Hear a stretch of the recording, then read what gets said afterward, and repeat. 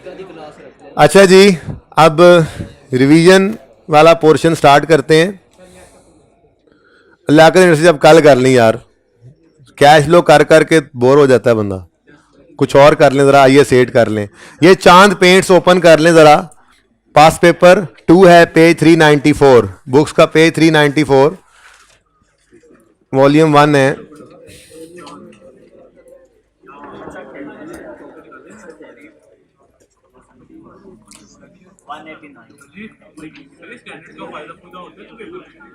नहीं, नुकसान होता है, इसीलिए तो आपको कह रहा हूं कि लेके जाना। बदतमीज आदमी, चुप कर जाएं, फजूल सवाल मत करें और बोलना बंद कर दें भाई। चांद paints limited is engage in, ये बड़ा हट के सवाल है रूटीन से। मुझे बताओ, पास पेपर 1 हमने कर लिया था, निशानियां तो यही बता रही हैं कि कर लिया था। पास पेपर 3 हमने कर लिया था। पास पेपर 3 आपने होमवर्क में किया था, कोई मसला नहीं हुआ होना, इसकी एडजस्टमेंट मैंने वैसे डिस्कस कर ली थी। ऐसे ही है, नहीं किया पास पेपर 3 किसी ने अभी तक तो घर पे कर लेना, मैंने नहीं करवाना ये, ठीक है। पास पेपर 2 सबसे अलग थलग हट के एक अपने ही तर्ज का सवाल। चांद paints limited is engage in manufacturing of chemicals and paints. In April 16, it was discovered that certain errors had been made in financial statements for the year ended 30 June 16.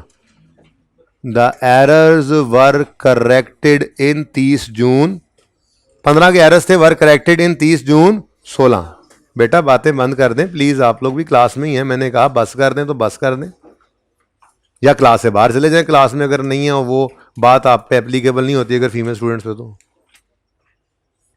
मार ना खा लेना जी। ओके, एरर्स हैं 30 जून 15 की financial statements में, जो correct किए गए हैं 30 जून 16 वाले साल में, यही लिखा हुआ है, ठीक है। अच्छा, the details are as follows. 2015 audited, 2015 क्या है जी, ऑडिटेड, और 2016 क्या है, ड्राफ्ट। 16 में खड़े हैं ना, तो 15 तो ऑडिटेड ही होता है, ठीक है। अब वो कह रहा है जी 15 में खैर से कोई एरर हुए हैं, ठीक है। वो एरर्स की करेक्शन के बाद वाली फिगर उसने दे दी, यानी कि 15 में जो ऑडिटेड फाइनेंशियल स्टेटमेंट्स में फिगर आई थी वो थी, जैसे मिसाल के तौर पे सेल्स टैक्स, कमीशन या डिस्काउंट्स वगैरह की जो फिगर फाइनेंशियल स्टेटमेंट्स में ऑडिटेड में यूजर के पास चली गई है, वो फिगर कितनी है, 7916, ठीक है जी। और जो आफ्टर एरर अब फिगर बन रही है वो क्या है, 8246। इसका मतलब अगर मैं यहां इंक्रीज डिक्रीज लिखना चाहूं तो करेक्शन की वजह से, देखो ना असल में रुख क्या होना है, इस फिगर से इस फिगर पे आना है, ऐसे ही है। ये क्या मतलब, मतलब 7916 से एक्सपेंस को सही करना है तो एक्सपेंस ने कहां चला जाना है, 8246। इसका मतलब कि एक्सपेंस में क्या आ रहा है, इंक्रीज। एक्सपेंस में क्या आना है, इंक्रीज जी। कितना इंक्रीज आना है बता दो, 330 से एक्सपेंस में क्या आ जाएगा, इंक्रीज।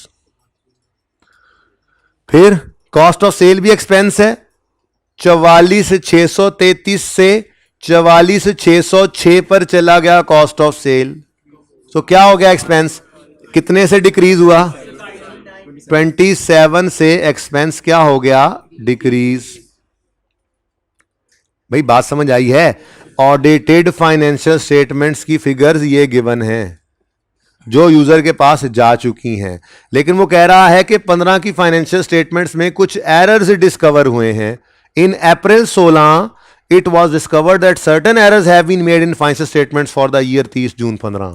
16 में आके पता लगा कि 30 जून 15 वाले साल की फाइनेंशियल स्टेटमेंट में कुछ गलतियां हो गई थी और वो गलतियों को हमने 16 में सही कर लिया, ठीक है। तो क्या कह रहा है, सही होने के बाद वाली फिगर्स बता रहा है ना, कि पहले फिगर ये थी, सही होने के बाद ये होगी, पहले फिगर ये थी, सही होने के बाद ये, पहले फिगर ये, सही होने के बाद ये, ठीक है। तो मैं इंक्रीज डिक्रीज निकाल रहा हूं, ठीक है। नेक्स्ट क्या है जी, सेलिंग एंड डिस्ट्रीब्यूशन एक्सपेंसेस है, 2441 से 2635 पे चले गए, तो एक्सपेंस में क्या आ रहा है, इंक्रीज। कितने से, 194 से इंक्रीज हो गया एक्सपेंस। ठीक है जी। नेक्स्ट क्या है, एडमिन एक्सपेंसेस 2149 से 2254 पे चले गए तो 105 से इंक्रीज इन एक्सपेंस आ रहा है। पता नहीं कर ही जा रहा हूं अभी मैं, इंक्रीज डिक्रीज पता नहीं क्या बनेगा अब। अदर ऑपरेटिंग चार्जेस, ये भी चार्जेस एक्सपेंस ही हैं। 515 से 467 पे आ गए। 48 से एक्सपेंसेस में क्या आ गया, डिक्रीज। फिर जी अदर ऑपरेटिंग इनकम है, इनकम 500 से कम होकर 427 पे आ गई। कितने से कम हो गई, 82 से इनकम क्या हो गई, डिक्रीज। फर्क है, अब ऊपर एक्सपेंसेस चले आ रहे थे, ये इनकम आ गई। अच्छा, अब इन सब का इंपैक्ट इकट्ठा प्रॉफिट पे भी तो पड़ता है ना। वैसे ही जरा कैलकुलेटर उठाओ, कैलकुलेटर उठाओ जरा, इधर देखो। मैं एक्सपेंस का इंपैक्ट प्रॉफिट पे लेना चाह रहा हूं, ठीक है ना, सिखाया हुआ है आपको। ओके, सिखाया हुआ है आपको। 330 से एक्सपेंस क्या हो गया, इंक्रीज, तो एक्सपेंस के बढ़ने से प्रॉफिट। 27 से एक्सपेंस हो गया डिक्रीज, तो प्रॉफिट इंक्रीज हो जाएगा। 194 से एक्सपेंस हो गया इंक्रीज, तो प्रॉफिट डिक्रीज। 105 से एक्सपेंस हो गया इंक्रीज, तो प्रॉफिट डिक्रीज। 48 से इनकम हो गई डिक्रीज, नहीं एक्सपेंस ही है। 48 से ऑपरेटिंग चार्जेस हो गए डिक्रीज, तो प्रॉफिट इंक्रीज। और 82 से इनकम डिक्रीज हो गई, तो प्रॉफिट डिक्रीज ही होगा इससे। ठीक है ना। अब ये सारा काम वैसे ही करवा रहा हूं, करने की जरूरत नहीं थी, लेकिन बहरहाल कैलकुलेटर पे अब आपने क्या लिखना है, इधर देखो। प्रॉफिट 330 से आपने लिखना है माइनस 330 प्लस 27 माइनस 194, ये सारे मैंने प्रॉफिट के इंपैक्ट निकाले हुए हैं ना। Minus 105 plus 48 minus 82, answer is, यानी प्रॉफिट 636 से कम हुआ। अब इतनी मुसीबत में पड़ने की बजाय जब सवाल ने हमें प्रॉफिट ही बता दिया था कि 2015 की ऑडिटेड फाइनेंशियल स्टेटमेंट्स का प्रॉफिट था इतना, आफ्टर करेक्शंस प्रॉफिट कितना हो गया, 3723। तो अगर आप डायरेक्ट इन्हीं को ही देख लेते तो आपको शायद वो 636 की फिगर डायरेक्ट ही मिल जाती। ऐसा ही है। तो देख लो, इतनी मुसीबत में पड़ने की कोई ज़रूरत कि ये plus minus plus minus plus minus सोचें, कोई ज़रूरत नहीं है। को प्रॉफिट का डायरेक्ट इंपैक्ट भी नज़र आ जाता है यहाँ से। बोलो। अच्छा ठीक है, आप यहाँ पे लाइन भी लगा लो कि जी ये तो ऊपर हो गया ना इनकम एक्सपेंसेस अलग। अगर हम प्रॉफिट की बात करें तो प्रॉफिट 636 से क्या हो गया है, डिक्रीज। तो वो इतनी लंबी चौड़ी एक्सरसाइज कर ली हमने, इसलिए खुदा ना खास्ता पर्चे के अंदर अगर ये प्रॉफिट फॉर द ईयर पुराने वाला और नए वाला गिवन ना होता तो हमें निकालना तो आता होता प्रॉफिट का इंपैक्ट। क्योंकि सवाल की रिक्वायरमेंट हमने पढ़ी नहीं अभी तक। रिक्वायरमेंट ए क्या है, prepare a correction of error note. Error correction note के अंदर आपने लिखना होता है आइटम्स अफेक्टिंग एसओसीआई। उसके अंदर आपने बाकी सारे आइटम्स तो लाइन आइटम्स लिख लेने थे। आपने कहना था सेल्स एक्सपेंसेस डिक्रीज हो गए, फलाना चीज इंक्रीज होगी, फलाना चीज डिक्रीज होगी, फलाना चीज इंक्रीज होगी, सब करते आए। लेकिन एंड में एक फरमाइशी प्रोग्राम आता था, इंपैक्ट ऑन प्रॉफिट। तो वो निकालने के लिए अगर ये प्रॉफिट्स गिवन ना होते सवाल के अंदर, गलत वाला भी और सही वाला भी, तो ये 636 निकालने का तरीका हमने वैसे भी सीख लिया, जो पहले से सीखा हुआ था मैंने अप्लाई करवा दिया, लेकिन उसकी जरूरत नहीं थी। ठीक है। अच्छा, बैलेंस शीट आइटम्स भी हैं जी 2015 के अंदर। डेटर्स डेटर्स डेटर्स 2025 से 1613 करेक्शन के बाद हो गए, तो डेटर्स में क्या हो गया जी, डिक्रीज आ गया। कितना जी, 412 से डेटर्स क्या हो गए, डिक्रीज। ठीक है। और ऐसे ही ट्रेड अदर पेबल्स, उर्फे आम में क्रेडिटर्स कह लेते हैं हम इनको जी, लेकिन ट्रेड अदर पेबल्स ही कहना चाहिए जी, बढ़ गए हैं। कितने से, 224, 224 इंक्रीज। लो जी, मेरा नोट तो मेरे ख्याल से तैयार है।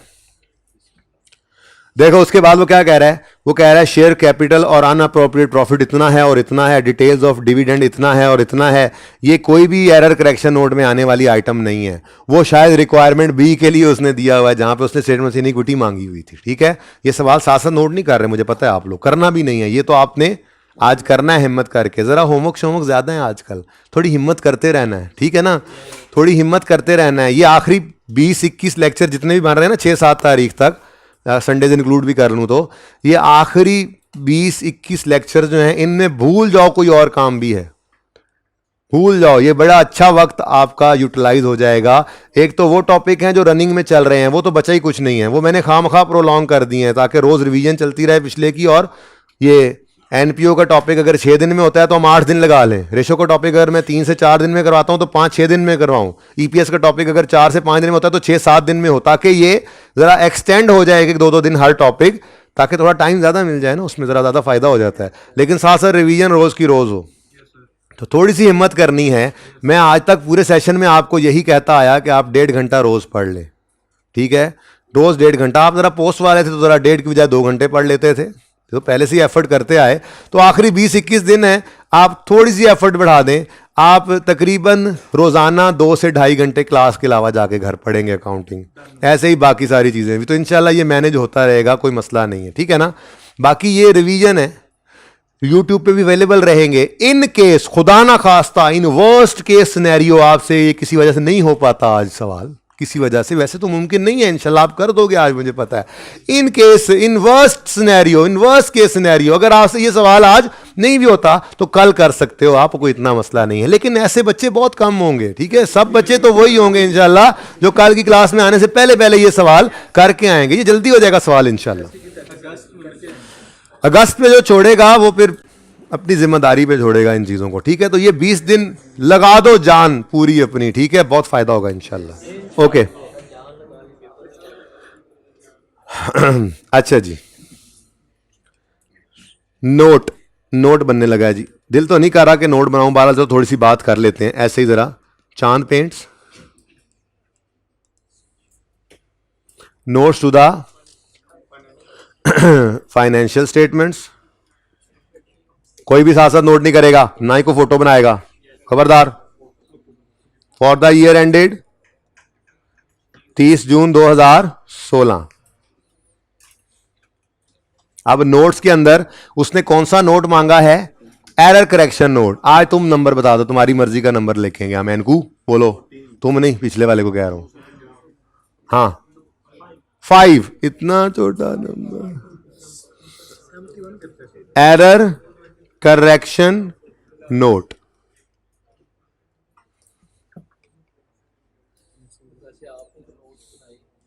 जी अच्छा जी। In April 16 it was discovered that certain errors have been made in financial statements which were corrected in 16, ठीक है। तो यही वाली लाइन ऐसे करके लिख लेते हैं।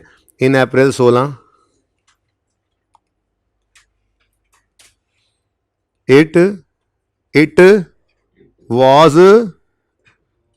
was discovered that certain errors were made in financial statements of 2015 which were corrected in 2016, which were corrected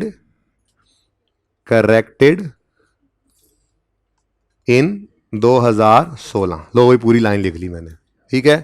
अब आगे क्या लिखोगे आप वाली लाइन कौन सी थी बोलो? आइटम्स नहीं, इफेक्ट ऑफ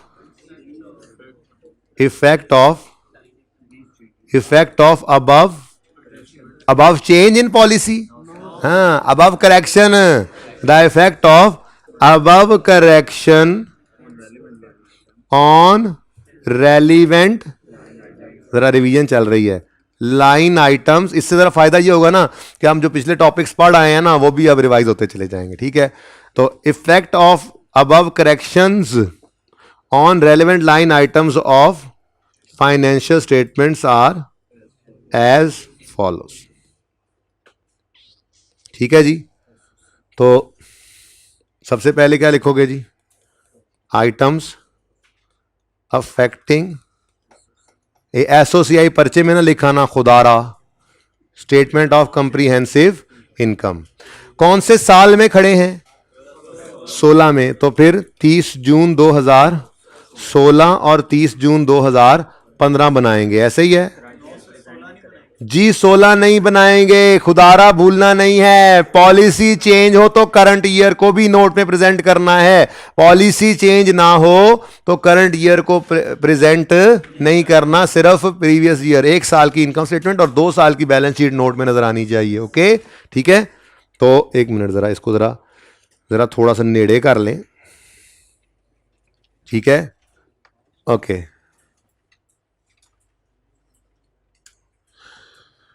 शायद 14 की भी बनानी पड़ जाए ना। बहरहाल 15 को प्रेजेंट नहीं करना। ये मैं आपने पर्चे में लिख के नहीं काटना, पर्चे में तो बस नहीं बनाना। ओके, ठीक है। ये याद रखने के लिए आपको कहा था, अगर पॉलिसी चेंज हो तो फिर 16 में खड़े होकर नोट में 16 को भी प्रेजेंट करना है, और इनकम स्टेटमेंट 15 की और बैलेंस शीट 15 और 14 की साथ में, ठीक है। लेकिन अगर एरर करेक्शन हो, उसका नोट बना रहे हो, तो 16 के साल में खड़े हो तो 16 को प्रेजेंट नहीं करना। ओके, चलो ठीक है जी।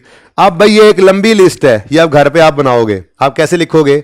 सेल टैक्स, कमीशन, डिस्काउंट में क्या आ रहा है, ये कर तो दिया सारा कुछ। ये अब वो उधर देखने की जरूरत भी नहीं है, वो देखने की भी जरूरत नहीं है। यहां पे क्या लिखोगे? इंक्रीज इन जी, increase in sale tax etcetera, कितना जी? 330। Next, decrease in cost of sale, decrease in cost of sales, कितना जी? 27। इधर देखो, ये काम हो जाएगा वैसे, ये सारे आइटम सीधे सीधे मैंने पहले ही इंक्रीज डिक्रीज लिखवा दिया है, हो जाएगा ये लंबा सवाल नहीं है, ये जल्दी हो जाने वाला सवाल है। ओके, ठीक हो गया। ये सारे आइटम्स आप एंड तक करते आओगे और एंड पे प्रॉफिट फॉर द ईयर पर इंपैक्ट लेना है। तो प्रॉफिट का इंपैक्ट भी मैंने यहीं से ले लिया है, ना कि इन सब को प्लस माइनस करके देखता। लेकिन अगर ये प्रॉफिट्स ना गिवन होते, सही वाला और गलत वाला, तो फिर हम उसको मैनुअली भी कर सकते थे, ठीक है। तो भाई ये आपको समझ आ रही है ब्लैक कपड़ों वाले भाई? आपने ये लेक्चर सारे लिए हुए हैं, आपको बनाना आता है एरर करेक्शन नोट। ये कल चेक कराना है मुझे आपने सवाल ला के, ठीक है। छापा नहीं लगाना। ओके, तो जी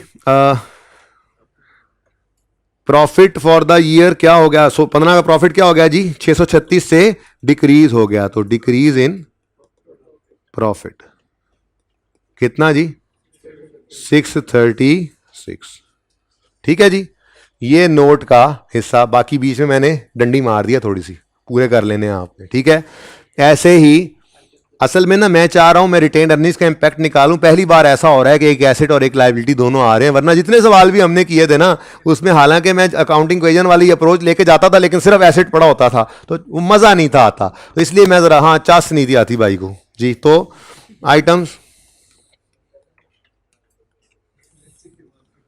अफेक्टिंग SOFP। अब SOFP 30 जून 15 की और 30 जून 14 की ये प्रेजेंट करनी है, ठीक है। स्मार्ट करके लिखे ना।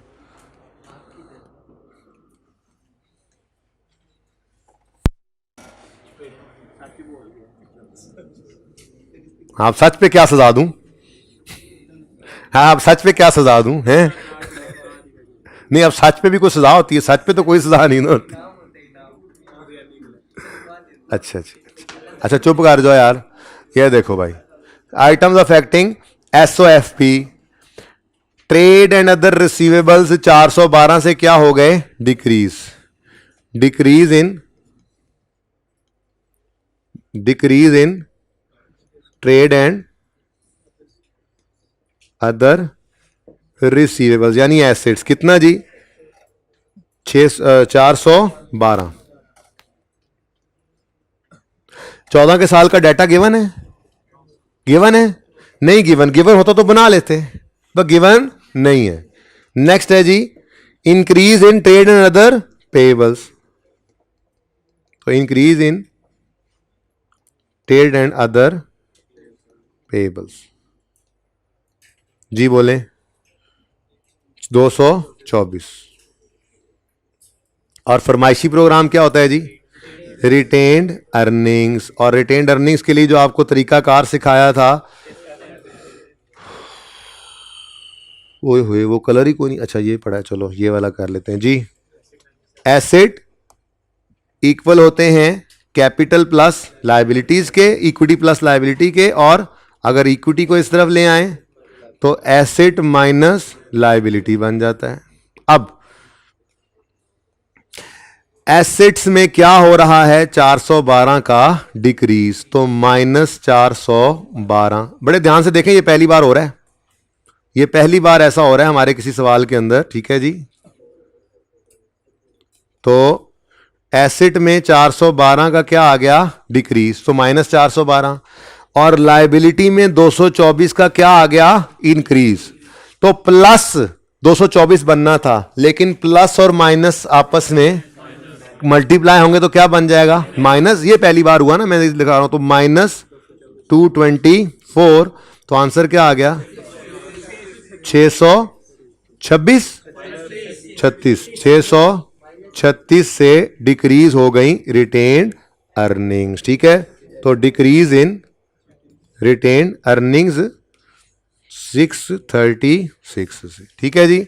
तो ये पहली बार हुआ ऐसा कि एसेट और लायबिलिटी दोनों आए, तो ये मैं इसलिए ये डिस्कस करना चाह रहा था नोट के अंदर, ठीक है जी। तो ये आपका नोट बन गया जी, ठीक है। होमवर्क क्या, सारा सवाल तो करवा दिया है, सिर्फ ये फिगर्स ही नहीं लिखनी, उनमें भी इंक्रीज डिक्रीज लिखे पड़े हैं, सिर्फ यहां पर लिखने ही थे, तो क्या बच गया? कुछ भी नहीं, ठीक है। अच्छा, अब नेक्स्ट रिक्वायरमेंट तो इससे भी ज्यादा आसान है। वो क्या है जी? कितने गया? ये शेयर कैपिटल और अनएप्रोप्रिएट प्रॉफिट यानी रिटेन्ड अर्निंग्स का बैलेंस उसने दे दिया 1 जुलाई 2014 का, और वो कह रहा है स्टेटमेंट ऑफ चेंज इक्विटी बनाओ 30 जून 2016 की।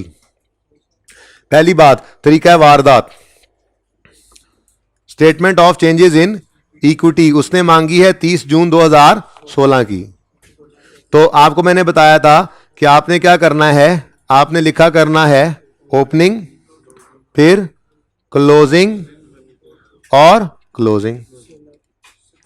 वो 30 जून 16 ऊपर वाला सबसे नीचे लाकर लिखो, इधर लिखो 30 जून 15, और अगर 15 से पहले की गलती हो तो फिर ओपनिंग 2 बार लिखना है। बहरहाल यहां 30 जून 14 भी लिख सकते हो, यहां 1 जुलाई 14 ही लिख लो, चलो 1 जुलाई 14। और अगर 16 वाले साल की गलती होगी तो 16 के प्रॉफिट्स में सही, 15 वाले साल की गलती होगी तो 15 के प्रॉफिट्स में सही, और उससे पहले की गलती होगी तो ओपनिंग में। अब इस सवाल के अंदर सिर्फ 15 के साल की गलती थी, तो इसलिए ओपनिंग को 2 बार लिखने की जरूरत नहीं है, ठीक है। अगली बात, ये 14 से शुरू होकर सवाल 15 में खत्म हो रहा है, तो इसको 15 वाला साल कहते थे ना, और बोलो तो प्रॉफिट आफ्टर टैक्स ऑफ 15 इधर आएगा और प्रॉफिट आफ्टर टैक्स ऑफ 16 इधर आएगा, ठीक है। अब सवाल में उसने स्टेटमेंट ऑफ इक्विटी के अंदर शेयर कैपिटल भी बताया है और रिटेन्ड अर्निंग्स भी बताया है, तो दोनों लिख लेंगे ना, फिर दोनों चीजें आ जाएंगी। शेयर कैपिटल का ओपनिंग भी 1 जुलाई 14 पे गिवन है, कितना?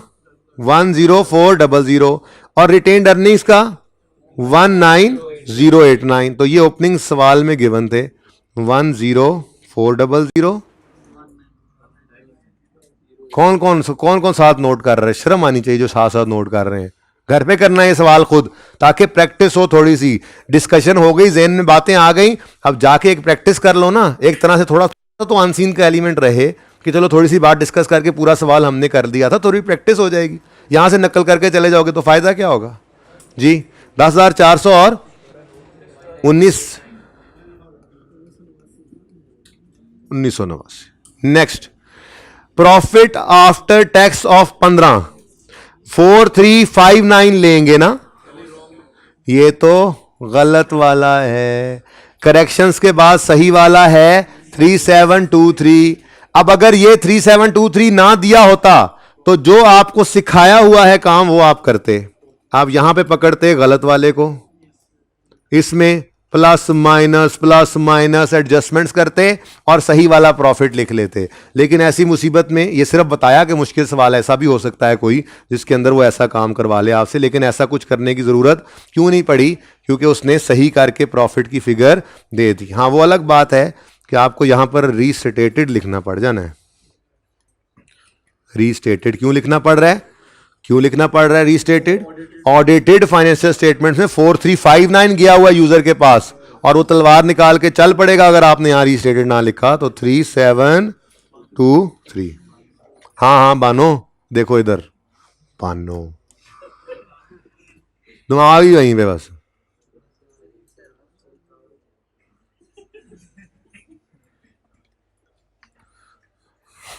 छोड़ो अब फिर क्या बात और कहूं, छोड़ो जी। Detail of dividend declared are as follows. अब हम बना रहे हैं 15 और 16, तो फौरन लिखेंगे हम 15 में फाइनल ऑफ 14, इंटरिम ऑफ 15, 16 में फाइनल ऑफ 15, इंटरिम ऑफ 16। अब कोई मसला ही नहीं रह गया। ये नंबर 1, नंबर 2, नंबर 3, नंबर 4। जी बच्चों, 2015 में वो कह रहे हैं जी कैश डिविडेंड है interim of 15। Interim of 15 number 2 है ना? इंटरिम ऑफ 15 ये ठीक है। उसके बाद अच्छा ये फाइनल पे लिख दिया मैंने, ये लो कलर चेंज कर लेते हैं 2। नेक्स्ट फाइनल ऑफ 15 ये नंबर 3 है। फिर इंटरिम ऑफ 16 नंबर 4 है और फाइनल ऑफ 16 हमारी लिस्ट में नहीं है। ठीक है, अब इधर तो सिर्फ आना है ये 5%, ये वाला 5% 2000, यही आना नंबर 1 और 2 आते हैं पहले हिस्से में, तो 1 तो है कोई नहीं, सिर्फ 2 आ जाएगा। 5% कैश डिविडेंड वो यहां पे आएगा और फिर ये 3 और 4 ये इधर अगले हिस्से में आ जाएंगे 2 डिविडेंड। ठीक है, तो इतना सही सवाल था, सिंपल सा सवाल था, लेकिन इनके साथ रीस्टेटेड लिखना आपकी मजबूरी बन चुकी है क्योंकि ये प्रॉफिट की फिगर बदल गई है, इसलिए रिटेन्ड अर्निंग्स भी बदल जाएंगी। ओके, और ठीक है ना? चले हो जाएगा ये सवाल। चले अब एक और सवाल करते हैं।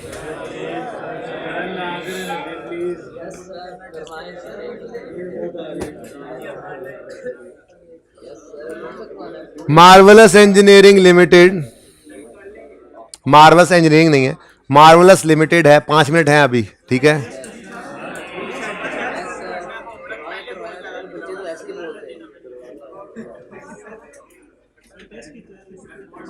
टेस्ट की तैयारी में क्या करना है तुमने?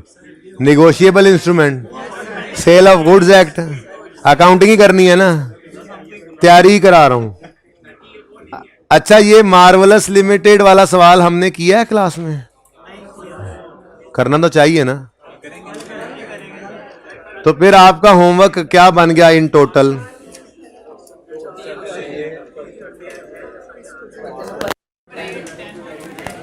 एक मिनट बेटा, खामोश होंगे जरा? खामोश नहीं होंगे तो फिर मैं ये सवाल अभी करवाऊंगा।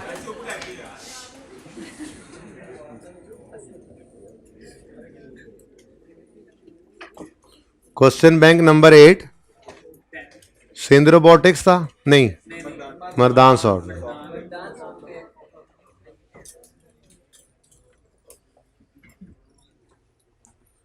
Question bank number 10 Sindh robotics. अच्छा, आप देखें इनमें से एक सवाल आपने आज करना है और एक कल। ठीक है, ये सवाल आपने आज कर लेना है और ये फिर किसी वक्त दूसरे नंबर पे कर लेना है, मर्दान सॉफ्टवेयर। ठीक हो गया? ने किया क्योंकि IS 8 में भी 2 होमवर्क आ गए हैं ना, एक नहीं है। एक है पास पेपर नंबर 2 चांद पेंट्स। ठीक है जी, ये आपने आज ही कर लेना है और दूसरा भी आज ही करना है। वो कौन सा है जी? Question bank number 7। तो एक क्वेश्चन मैंने रिलैक्स कर दिया कैश फ्लो का, उसकी जगह पे आपने ये मार्वलस लिमिटेड वाला सवाल कर लेना है। ठीक है जी, ये भी 1 नंबर। ठीक है, तो आज आपके ये 3 होमवर्क हैं।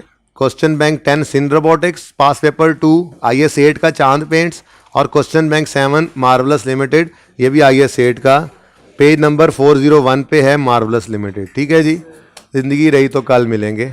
अल्लाह हाफिज़, अस्सलाम वालेकुम।